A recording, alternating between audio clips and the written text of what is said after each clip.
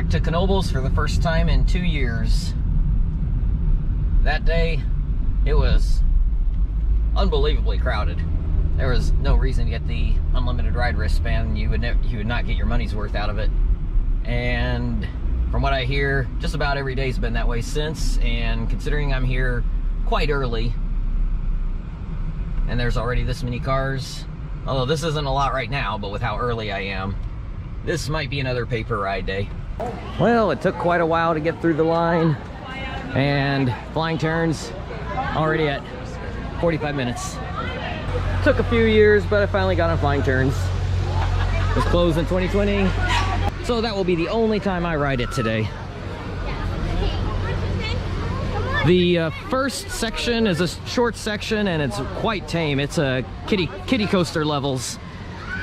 And then the second section, that's where it gets good. That's a longer section, and you get some good turns going up the sides, but still not too forceful. I would say it's my least favorite bobsled coaster I've done. Unavoidable can actually hurt though if you don't ride it right, but this one's fine. You're not gonna get hurt on it, but still, Unavoidable is at least more wild than this one. And Phoenix, gonna head over there. I think Phoenix has a full queue. So got my 2 missing credits done from Knoebels. Flying turns and Impulse, took care of those first thing. Fortunately, Impulse was only a 15-minute wait. And it was pretty good. Good airtime on that drop. I think as far as this style of ride, Hydrus is better, but this is a longer ride.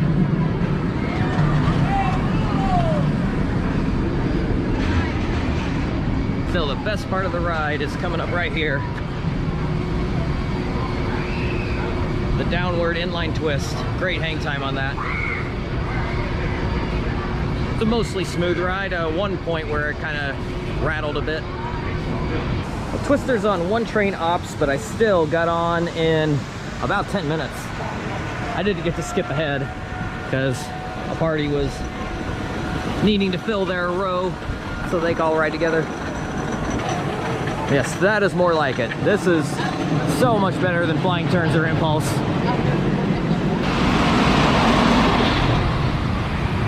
So much sustained laterals. So much sustained laterals on that double helix. This is better than Legend at Holiday World. And this is closed, because of course it is. It's a drop tower. I have seen so many drop towers closed this summer. Really would have liked this one, just because of the setting, how you're surrounded by the woods. The setting of Knoebels is incredible. Problem is the crowds they draw. And it looks like Phoenix is on one train ops, and the line is spilling out onto the midway already. For Knoebels standards, this might be a light day. That took a while, but I finally got back on Phoenix. It's really good. It's not number one. So I just got my second ride on Phoenix. It's got a bit of a wait. Could be longer, but I do have a question for the management of Knoebels that'll never see this. But why would you run one train on Phoenix when there is a pretty decent line? If you run 2 trains, you push more people through, you shorten the line, and also you'll make more money. Think about that. You're a paper ride park, or you have a paper ride option. If you were to push more people through the rides, that means that people who buy individual ride tickets will have to go buy more. Either that, or people will, if they see that the line is moving good, instead of doing a paper ride option where they may only pay like 20 bucks, they'll get the unlimited wristband for $53. So for every person that does that, you're at plus $33. It would make more sense financially for you, because I was told basically they will not put a second train on Phoenix until the line gets to be over an hour long. I don't understand that. That just doesn't make any sense. But it's just it's an odd business strategy to say, yeah, let's just have the line be long when we are a pay-per-ride place. Now, what are my personal thoughts on Phoenix? So I rode the back. The back definitely seemed to have a lot. I didn't ride the very back. That had a longer wait. The front row of the back car was very strong. That had me pulling my arms down and holding on. And then I rode in the second row. The second row is what I remember from 2 years ago, from that ride that I really, really liked. That had me put this in my top 50. However, it is a simple layout of what it does. Bunch of hills, turn, hills. It's probably going to drop quite a lot in my rankings, and I do kind of wonder if that might be because I feel ripped off by the pay one price wristband. Maybe if I'd done ride tickets, I wouldn't be dropping it. I feel better about it, and I might hit it. I might actually get my money's worth in the end, but it's going to be close, and that's not a fun way to spend a day at a park, and it can sour your feelings on a ride like Phoenix. But I guess I'm alone on that. Everybody loves this park so much. Everybody loves Phoenix so much. You end up with lots of people getting unlimited ride wristbands, even if it's pretty obvious you're not going to get your money's worth.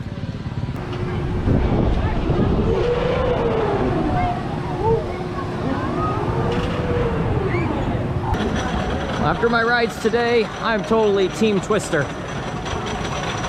Phoenix is great. I like Twister more. I just think Twister has more to offer. It does have some airtime moments. It's got strong laterals. It's intense. It's got variety. Phoenix is just kind of the same thing over and over again. Now, what Phoenix does is really good, but it only does that one thing over and over.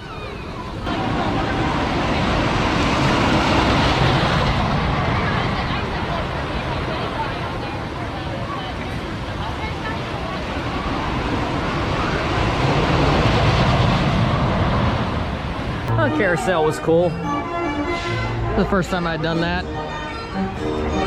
And those rings, I don't know. I got, I think, like 3 of the first 4 times around, and then I missed like the last 5 or 6 in a row. I guess I got lucky at the start, but then my lack of skill took over. I think I liked Impulse a little better in the back row. But those restraints do come down tighter as it goes. But it is nice to have a lap bar, no seatbelt. Especially on a coaster with great airtime on the drop. Not the best drop in the world, but it's solid. And you get great hang time on the final inversion.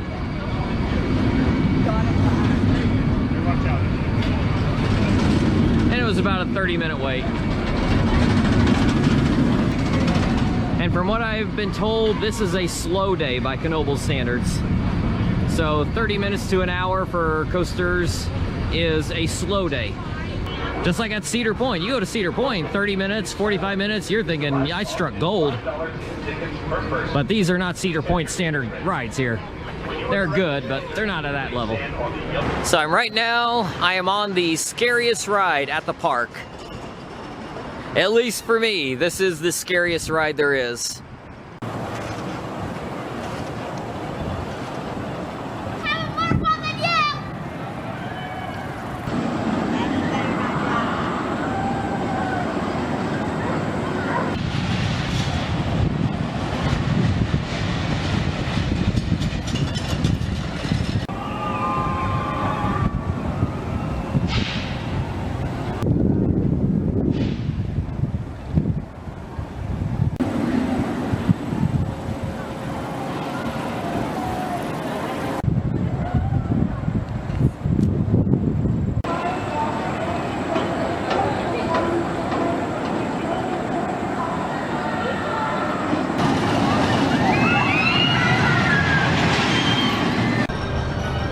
A couple more rides on Phoenix later in the day. It's starting to grow on me a little. I don't know if I'm ready to put it ahead of Twister yet, but they're close. It's a tough call for me. I just did the very front and the very back. The front row is a much better ride, I would say. I think the back row has a couple elements that maybe has stronger airtime, but the front row is more comfortable. It's more enjoyable overall. Plus, it was a nice experience. There was a dad with his 2 little girls, and one was riding in row 2, and he was riding with his other girl in row 3. I offered to let the little girl ride with me. The one from row 2, let her ride with me in the front. I offered it to the dad, talked directly to him, and he mentioned it to the girl, and she said no at first, but when she realized what was being offered, she took it. And she loved it. She was so excited to get to ride the front row.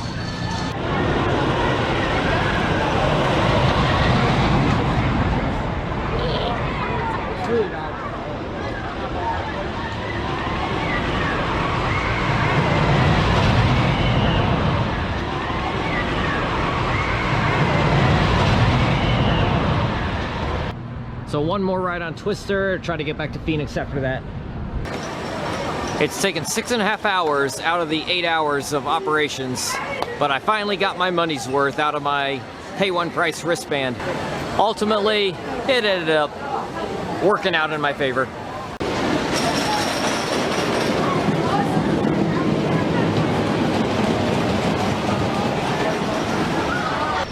Well, Phoenix got a ride towards the end of the night.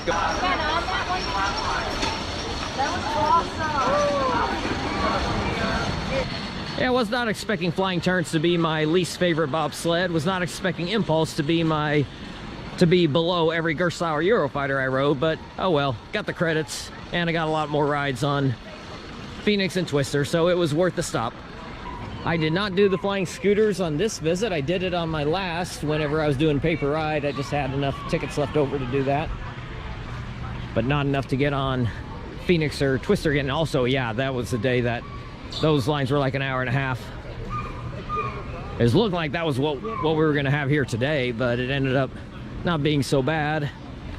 It was still, yeah, 45 minutes waits, but you go to some parks, it could be worse. It's just you don't expect to come to a park in the middle of nowhere and to have 45-minute waits, and especially when you could ride it for $4, or you do a $53 unlimited wristband. You got to get a lot of rides to get your money's worth out of the $53, which I did, but it took almost a whole day. So it's just something to keep in mind. You got to be willing to wait in line a lot to get your money's worth. And as far as this pool goes, I've never done that. You got to pay extra for it. I wish I could get in. They do have some water slides in the back there too. That's like what ours is, at the pool. Those are tube slides. I love the ski lift ride. That was so cool. And even though it took me almost a whole day to get my money's worth out of this park, I'm still glad I came. Still glad I did the unlimited ride wristband. Just don't know when or if I'll ever do it again. So that's it from Knoebels, Kennywood tomorrow.